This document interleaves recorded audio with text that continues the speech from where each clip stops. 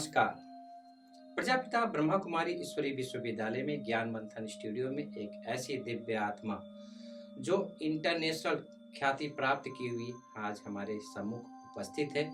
वह है डॉक्टर कविता किरण। लगभग 15 देशों में आप भ्रमण कर चुकी हैं। भारत ही नहीं बल्कि विदेशों में भी आप भ्रमण करती रहती हैं। आज हमारे स्टूडियो में पहुंची हैं, हम उनका स्वागत करते हैं। आप एक कवित्री हैं और सब टीवी में और कई सारे चैनलों में आप अपना काव्य पाठ देती रहती हैं। तो आज हमारा सौभाग्य है कि ऐसे प्रतिभावान व्यक्तित्व का स्वागत करने का हमें मौका मिला है।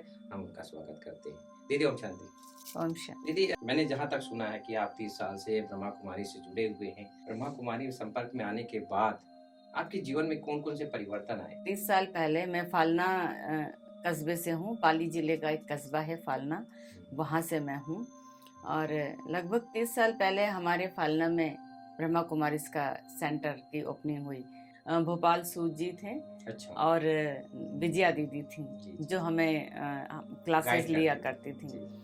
तो मेरे हस्बैंड क्योंकि एडवोकेट हैं तो हमें स्पेशल इनविटेशन आया कि आप हमारी संस्था में आइए, देखिए, जुड़िए, कैसे यहाँ की गतिविधियाँ होती है, कैसे ज्ञान की शिक्षा दी जाती है। तो पहली बार जब हम उस संस्था में गए, दीदी के सानिध्य में आए और हमें प्रेरित किया गया कि हम 7 दिन का कोर्स करें। तो हमने 7 दिन का कोर्स किया। थोड़े हमें समझ में आने लगे, हमें अच्छा लगा कि इस संस्था से जुड़ना चाहिए।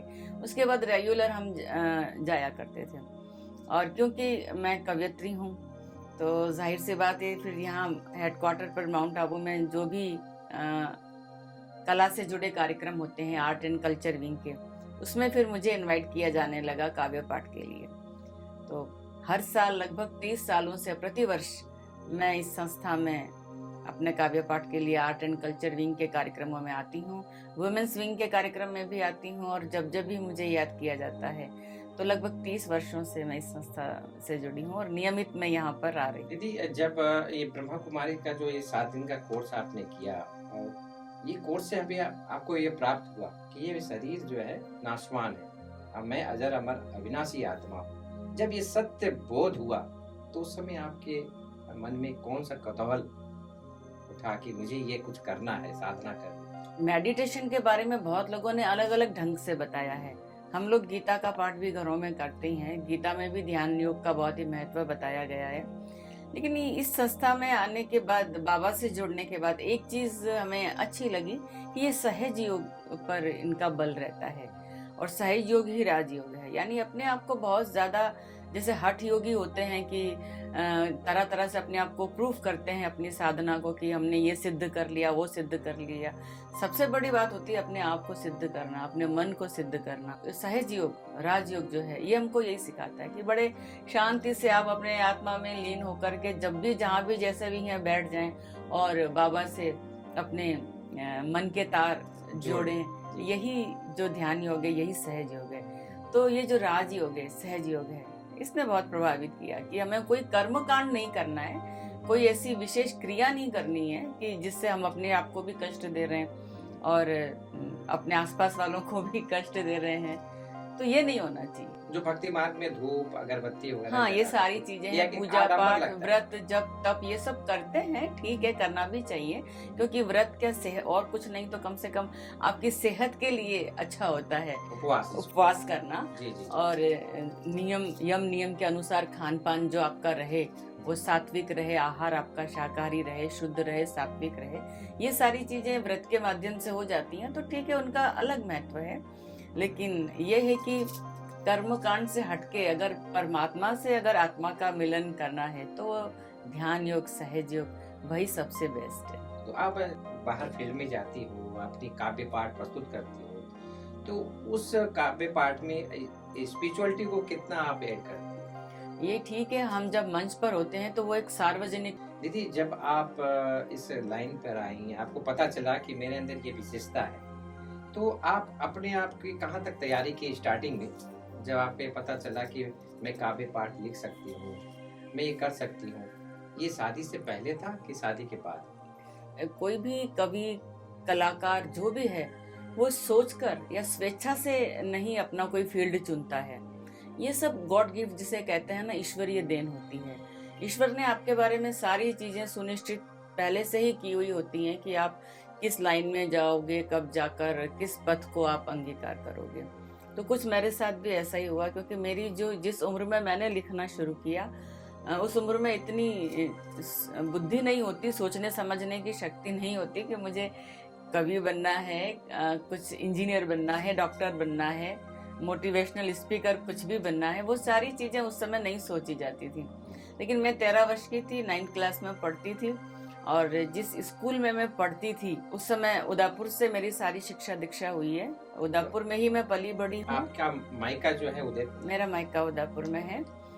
तो मैं जब पढ़ती थी तो उस दौरान उदयपुर में जितने भी गर्ल्स स्कूल थे उन सब में एक अंतर विद्यालयीय प्रतियोगिता हुई थी, जिसमें कविता, कहानी, फ्लावर अरेंजमेंट, बहुत तरह तरह की प्रतियोगिताएं हुई थी। तो जो समस्या पूर्ति प्रतियोगिता थी उसके लिए मुझे मेरे स्कूल से भेजा गया, क्योंकि मेरी हिंदी बहुत अच्छी थी। मेरी हिंदी शुरू से ही, इसे भी गॉड गिफ्ट ही कहेंगे, मेरी भाषा बहुत शुद्ध रही है, मेरी शैली बहुत अच्छी रही है। तो मुझे उस प्रतियोगिता में भेजा गया, और ये संयोग था कि उस प्रतियोगिता में मुझे प्रथम पुरस्कार मिला।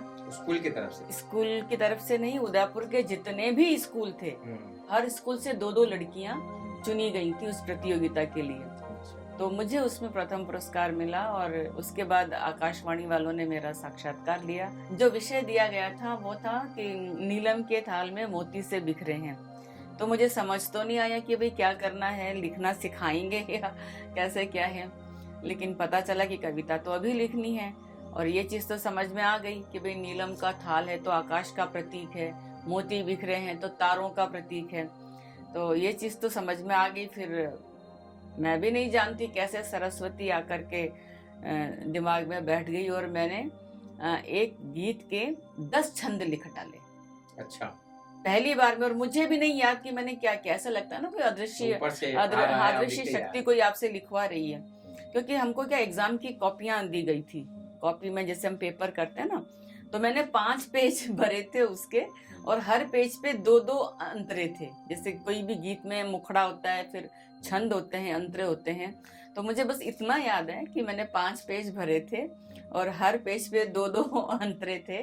तो ऐसा करके मतलब 10 अंतरे या छंद जो भी है मैंने लिखे थे, और उसको पुरस्कार मिला, और एग्जीबिशन में लगाया भी गया उस कविता को। अच्छा, प्रथम जो आपने लिखा उसमें प्रथम पुरस्कार भी आप प्राप्त किए, और वहाँ पर म्यूजियम में लगाया भी गया? बिल्कुल, वो लगाया भी गया। जी। और उस समय इतना, क्योंकि मैच्योरिटी नहीं होती है उस समय, इतना दिमाग चला नहीं। मुझे किसी ने कहा कि वो आपकी पहली कविता थी तो आपको वापस लेनी चाहिए थी उनसे, क्योंकि याद तो रहती नहीं, तो आपको अपने रिकॉर्ड में रखनी थी, उनसे मांगनी चाहिए थी।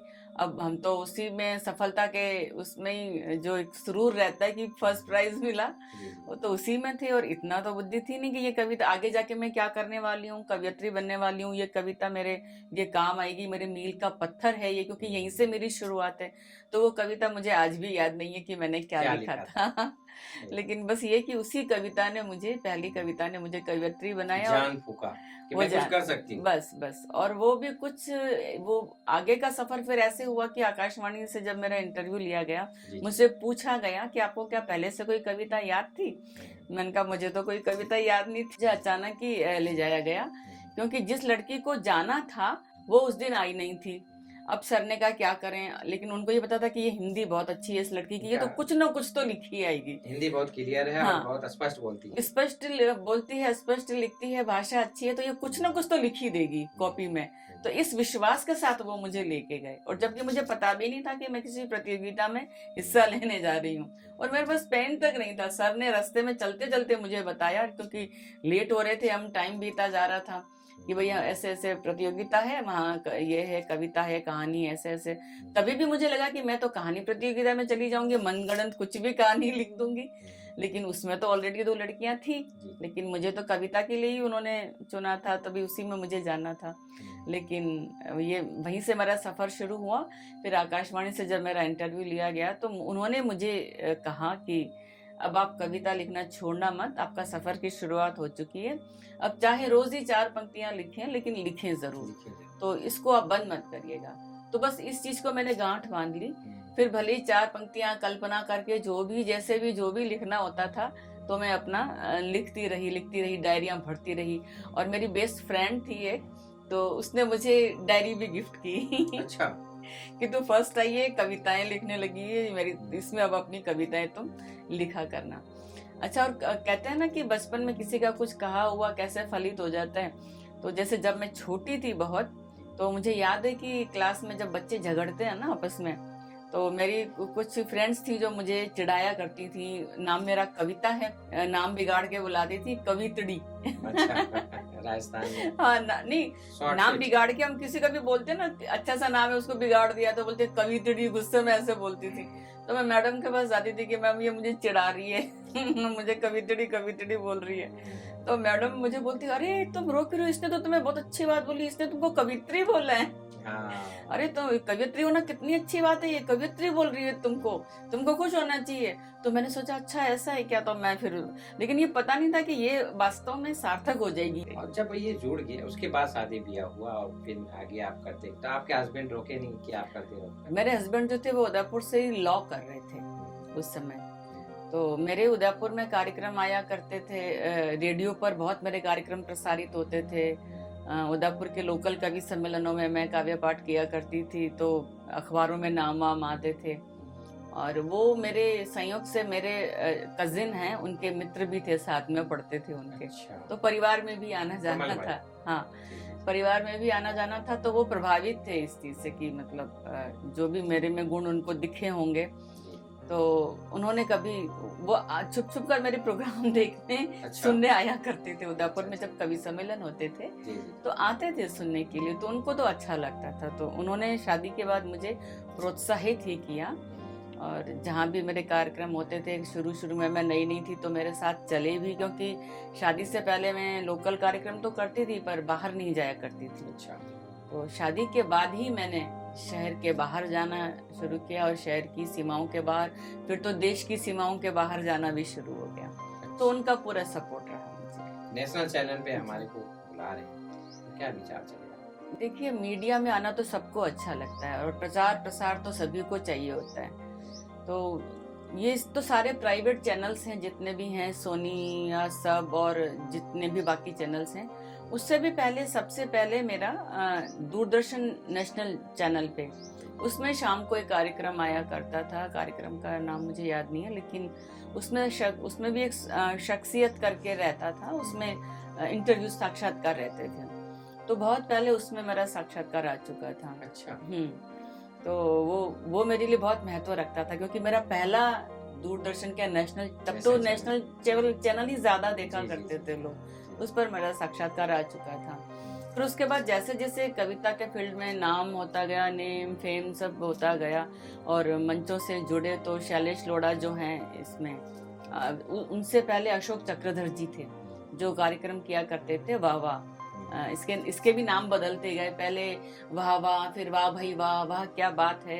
ये इस कार्यक्रम के कई शीर्षक बदलते गए, लेकिन इसको शुरू किया था डॉक्टर अशोक चक्रधर जी ने, पद्मश्री, जो दिल्ली में रहते हैं। उन्होंने इस कार्यक्रम की शुरुआत की थी, तो उन्होंने मुझे अप्रोच किया था। वो क्या करते थे, कोई एक विषय दे दिया करते थे कवियों को कि इस विषय पर कविता लिख के लाइए, उस विषय पर कविता सुनानी होती थी।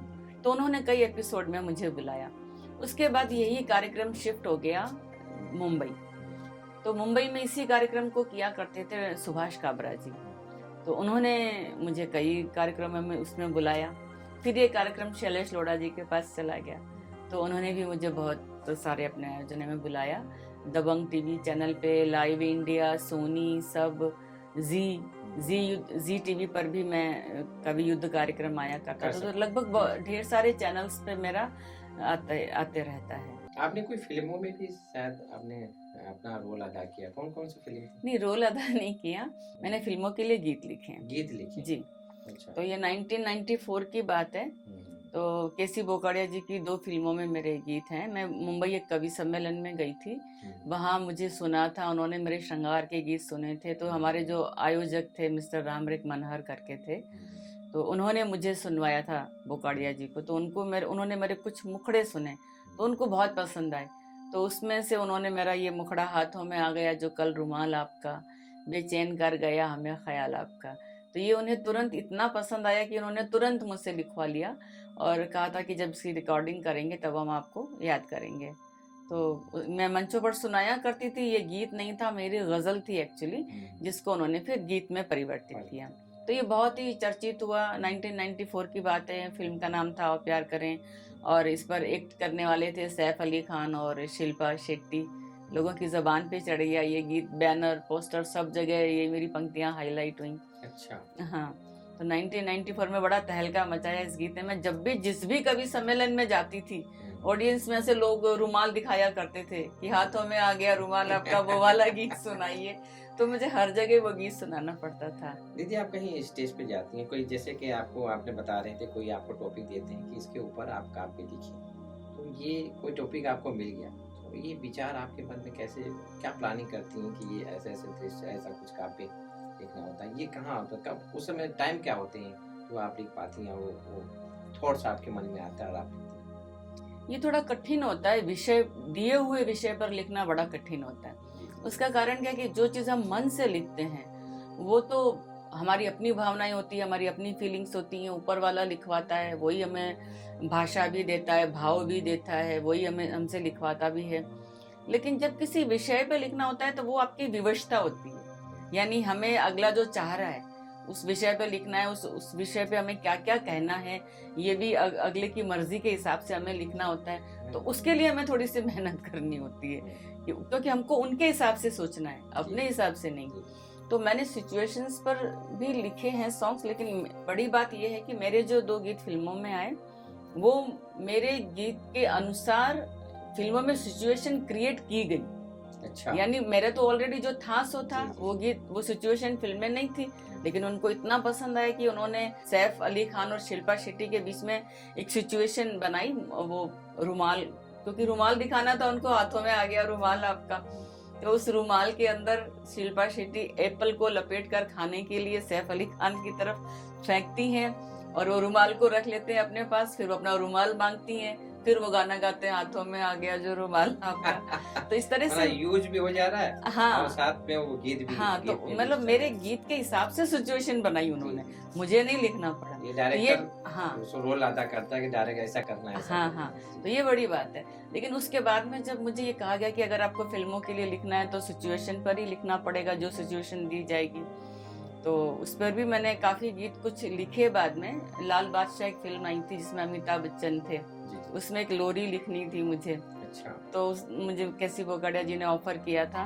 लेकिन उस समय दिक्कतें ये आ रही थी कि मैं तो राजस्थान में रहती हूँ, मेरी पूरी फैमिली राजस्थान में, और अब बॉम्बे में इतने राइटर्स भरे हुए हैं, स्ट्रगल कर रहे हैं, ऐसे में उनको जब मतलब गली गली में राइटर मिल रहे हैं और इतने लोग लाइन में लगे हुए हैं, तो अब राजस्थान से मुझसे लिखवाना थोड़ा सा कठिन सा हो जाता है। तो उन्होंने मुझे बोला था कि आपको बॉम्बे शिफ्ट होना पड़ेगा फिल्मों में लिखना है तो, क्योंकि यहाँ आपके लिए बड़ा स्कोप है, और वहाँ से बुलाना हमारे लिए, हमको तो यहाँ इतने मिल जाते हैं कि जरूरत ही नहीं पड़ती, लिखने वाले बैठे हुए इतने, अब वहाँ से बुलाना थोड़ा कठिन है। और मेरे लिए मुश्किल ये था कि मेरी नई नई गृहस्थी थी, बच्चे छोटे छोटे थे, मैं अपनी फैमिली छोड़ करके बॉम्बे शिफ्ट हो नहीं सकती थी। दूसरी बात, मेरे हस्बैंड की वकालत इतनी सेट थी, वहाँ पे कोई ऐसा जॉब तो था नहीं कि वहाँ ट्रांसफर करा लो कि भाई हम सब चले जाएं वहाँ पे, तो दोनों में से एक को ही चुनना था, तो जाहिर सी बात है मैंने अपनी फैमिली को चुना। लेकिन उसके बाद भी मुझे सेटिस्फेक्शन है कि चलो 2 गीत ही सही आए तो इतने धमाकेदार आए कि लोगों की ज़बान पर चढ़े हुए हैं, और एक छोटे से कस्बे में रहते हुए इतना बड़ा मुकाम मैं हासिल कर सकी हूँ, वहाँ तक मेरी पहुँच हो सकी, तो ये भी अपने आप में बाबा की कृपा है, बड़ी बात है। आप ग्रस्त लाइन पे रहते हुए भी स्पिरिचुअलिटी को अपने जीवन में कितना उतार पाती हैं? बहुत ज़्यादा, बल्कि हर पल हर क्षण स्पिरिचुअलिटी हमारे साथ ही रहती है। जब आप एक बार मन से जुड़ जाते हैं ना, अध्यात्म से, निडर हो जाते हैं। बिल्कुल, फिर आप निडर हो जाते हो और वो सारी चीजें आपके व्यवहार में, जीवन में उतर आती हैं, फिर आपको किसी का भय नहीं रहता, आपके व्यवहार में आ जाती है वो चीजें, आपको एक्टिंग नहीं करनी पड़ती स्पिरिचुअल होने की कि भाई हम 1 घंटे के लिए स्पिरिचुअल हो गए, 2 घंटे के लिए हो गए, ध्यान में बैठे हैं तब तक स्पिरिचुअल है, उसके बाद हम फिर वैसे ही हैं, ऐसा कुछ नहीं, नेचुरल वो चीज नेचुरल हो जाती है, आपके स्वभाव में आ जाती है, जिसको हम कहते हैं कि निश्चिंत जीवन। निश्चिंत जीवन, किसी प्रकार का कोई चिंता नहीं, कोई चिंता नहीं, क्योंकि सारी चिंताएं उसे सौंप दी ना, तो फिर हमें किस बात की चिंता। सही बात है। आपके जीवन में मेडिटेशन कितना प्रभावशाली? बहुत प्रभावशाली है। बस एक मेरी कमजोरी कहें या खूबी जो भी है, मैं किसी भी चीज को, जैसे मैंने कहा ना, हठ योग, मतलब जिद के साथ कोई चीज नहीं करती। अब जैसे मेरा मन नहीं कर रहा है, जैसे एक चीज है कि यहाँ अमृत वेला को बहुत महत्व दिया जाता है। हर वक्त जैसे कहते हैं कि ध्यान में रहो, तो या तो हर वक्त ध्यान में रहो, या हर वक्त हमें ये लगता है कि कोई शक्ति है जो हमारे साथ है, वो मैं महसूस कर पाती हूँ। लेकिन स्पेशली उसको याद करने के लिए मुझे बैठना है 1 घंटा, वो थोड़ा बोरिंग लगता है। वो थोड़ा बोरिंग लगता है, क्योंकि मैं ये मानती हूँ कि जब वो हर घड़ी साथ है, हर पल साथ है, हमारे भीतर ही है, तो जो हमें भीतर है उसको बाहर सोच के क्या याद करें। मेरा तो क्या है कि बस समर्पण भाव से हम जुड़े हुए हैं। अब जैसे भी ये कर पाते हैं, नहीं कर पाते हैं। जी जी, माना आप ये नहीं रहता है कि हमको बैठ के ये करना है। हाँ, तो थोड़ा बोरिंग लगता है, नेचुरल है, जैसे भी है तैसे भी हाँ, ठीक है। तो बस जैसे लेटे लेटे भी जैसे कर लिया। आप जैसे लेटे हैं, नींद नहीं आ रही तो योग लगाओ, वही है, मतलब वही सोच रहे हैं, ध्यान में है, और सोचते सोचते नींद आ जाती है, तो ये मान लेते हैं कि योग निद्रा एक तरह से हो जाती है। अगर आप ईश्वर का चिंतन करते करते सो जाते हैं तो एक तरह की योग निद्रा है वो। जी जी। तो ये चीज है कि अभी बैठे बैठे, अब मान लो 10 पूरा एक महफिल सजी हुई है, हम कहीं भी बैठे हुए हैं, लेकिन हम वहां होते हुए भी नहीं होते, वो भी एक तरह का योग है। यानी इतने लोग बातचीत कर रहे हैं, किस विषय पे बात कर रहे हैं, लेकिन मैं खोई हुई हूँ एक अलग ही दुनिया में, या मेरा ध्यान कहीं और चल रहा है, बाबा से जुड़ा हुआ है। तो मुझे लगता है वो ही पल जो है वो ही मेरा ध्यान योग है। और इतने लोगों के बीच में रहते हुए भी मैं अकेली हूँ, सबसे कटी हुई हूँ, मेरा ध्यान कहीं और लगा है, तो ये भी एक तरह का ध्यान योग है। जी जी। आप दीदी कभी स्टेज पे जाती हो तो उस समय परमात्मा को याद करते हुए आप जब अपना वक्तव्य स्टार्ट करती हो, तो उस समय सारी ऑडियंस को जब आप देखती हो तो आपको अंदर में क्या फील है? नहीं, बस यही लगता है कि मुझे अपना बेस्ट देना है, अपना जो भी अच्छा है, और परफॉर्मेंस भी बेस्ट देना है, पोइट्री भी बेस्ट देनी है। बाकी जो रिजल्ट है, लोगों को क्या लगता है, कैसा लगता है, उनका रिएक्शन उनकी तालियों के रूप में, उनकी बाह के रूप में आता है हम तक। तो हम यही सोच के चलते हैं कि हम अच्छा सुना रहे हैं तो अच्छा ही फीडबैक आएगा, अच्छा ही लगेगा लोगों को। क्योंकि लोगों में भी हर तरह के लोग होते हैं, कुछ अच्छा सुनना चाहते हैं, कुछ हल्का सुनना चाहते हैं। तो दोनों तरह की पोइट्री उनको भी खुश रखते हैं, उनको भी खुश रखते हैं। कुल मिलाकर ये रहता है कि ऑडियंस हमारी खुश होके जाए कि आपने जिस भी कवि को बुलाया है वो हमें कुछ दे कर गया। बराबर। तो वो पूरा प्रयास रहता है, और अपनी तरफ से जब पूरा प्रयास रहता है तो फिर परिणाम की परवाह नहीं करते। कि आप ब्रह्मा कुमारी से जुड़ी हो, तो एक गृहस्थ जीवन भी है और एक ब्राह्मण जीवन भी है, ये दोनों का बैलेंस आप कैसे? नहीं, बैलेंस तो बन जाता है। जैसे आपको भूख लगती है, आप खाना खाते हैं, प्यास लगती है, पानी पीते हैं, आपका मन करता है गाएं, आप गाते हैं, आपका मन करता है आप लिखें, तब लिखते हैं।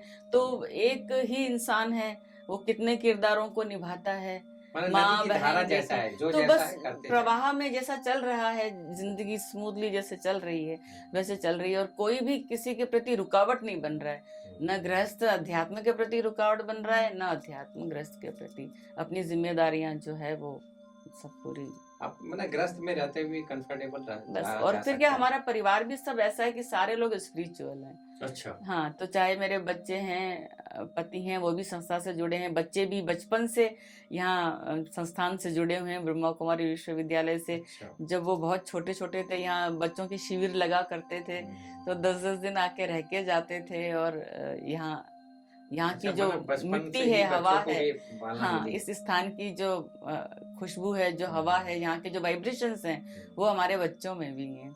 बहुत सुंदर।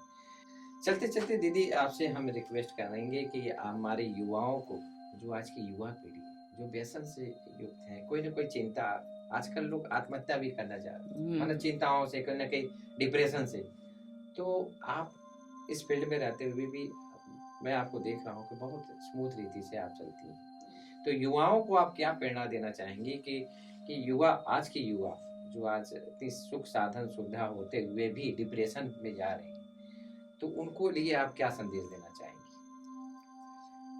मैं आज की पीढ़ी को यही कहूंगी कि अभी देखिए, जो आज का जमाना है वो हाईटेक जमाना है, इंटरनेट का जमाना है। तो सारे लोग इन अप्राकृतिक रूप से अपने आप को खुश रखने की कोशिश कर रहे हैं। ये जो निर्जीव साधन है इंटरनेट के, हम देख रहे हैं, मोबाइल है, कंप्यूटर है, टीवी है, लैपटॉप है, सारा दिन हम लोग इसी में उलझे रहते हैं और इन्हीं में अपनी खुशियां ढूंढते रहते हैं। आभासी दुनिया में हम लोग अपनी खुशियां ढूंढते रहते हैं। और नो डाउट कि मोबाइल्स जो हैं आजकल लोगों की ज़रूरत बन चुके हैं, और ख़ास तौर से लॉकडाउन के बाद का जो समय है, लॉकडाउन की जो अवधि है, इसने मोबाइल को, जिससे हम दूर रहना चाह रहे थे, बचना चाह रहे थे, यही मोबाइल हमारी सबकी ज़रूरत भी बन चुका है। बच्चों की पढ़ाइयाँ इससे होती है, और सारे हमारे टेक्निकल काम घर बैठे लोगों ने वर्क फ्रॉम होम किया, तो इन्हीं साधनों के ज़रिए किया। समय की बचत होती है, और ये समय का एक वो तकाजा भी था कि आप बाहर कहीं जा नहीं सक रहे हो, घर बैठे काम कर रहे हैं, आप निष्क्रिय होकर तो कोई बैठ नहीं सकता ना, तो ये साधन हमारी ज़रूरियात बन गए।